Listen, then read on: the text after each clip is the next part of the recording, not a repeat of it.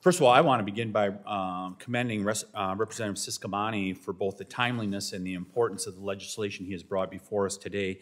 As has been widely reported, the Biden-Harris administration has compiled the most incompetent and disgraceful record imaginable when it comes to the protection of our southern border. Although President Biden is no longer in office, the country is still reeling from his damaging and disgraceful open border policies. Under the former president's watch, immigration authorities recorded more than 8.7 million encounters with illegal immigrants crossing into the United States from Mexico. This unprecedented surge overwhelmed America's response capabilities and created a confluence of security, environmental, and humanitarian crises.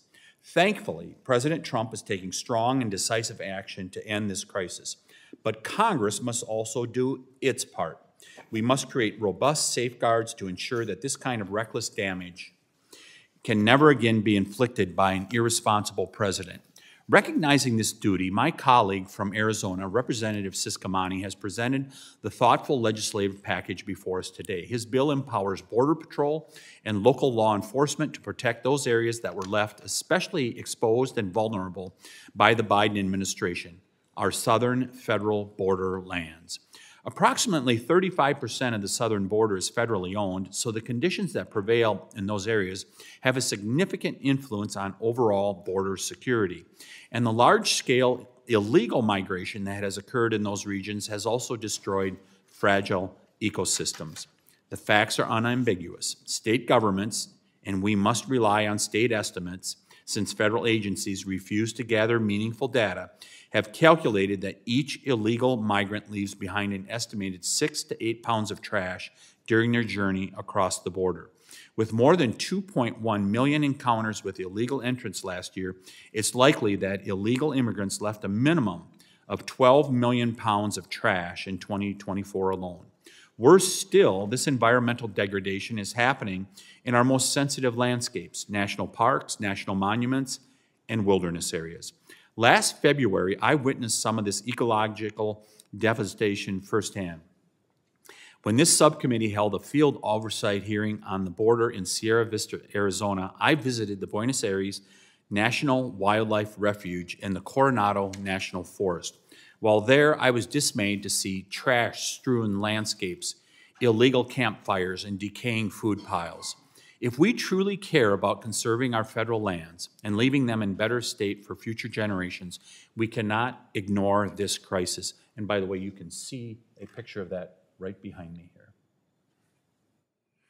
It is with this realization that prompted me to sponsor the Trashed Border Act last Congress. That bill requires federal land managers to develop policies and protocols for addressing the massive trash accumulations that have piled up along the southern border. It also requires those agencies to provide current data on the amount of waste collected on federal lands along the southern border. Finally, that legislation would increase penalties and fines for illegal immigrants who desecrate our public lands. Key provisions of that bill are incorporated in today's legislative package. The border crisis's impact on public lands was not limited solely to environmental damage. Under the Biden administration, federal borderlands became increasingly dangerous. Even in strong enforcement years, federal borderlands are often targeted by criminals, drug smugglers, and human traffickers because they are remote, largely uninhabited, and less frequently patrolled. Under President Biden's shameful neglect, certain sectors resembled all-out war zones. Federal borderlands have also become a haven for organized crime. Drug smugglers and human traffickers have directed illegal border crossers towards sparsely populated portions of the border to enter the U.S. with a lower chance of detection. Border Patrol agents have reported being fired upon in rugged terrain when attempting to arrest suspected illegal migrants.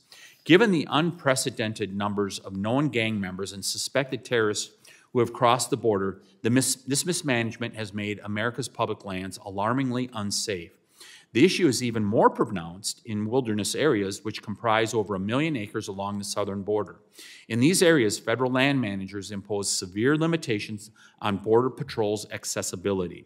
For example, since mechanized and motorized vehicles are prohibited within wilderness areas, Border Patrol agents must rely on horses to pursue fleeing suspects in cars or off-highway vehicles.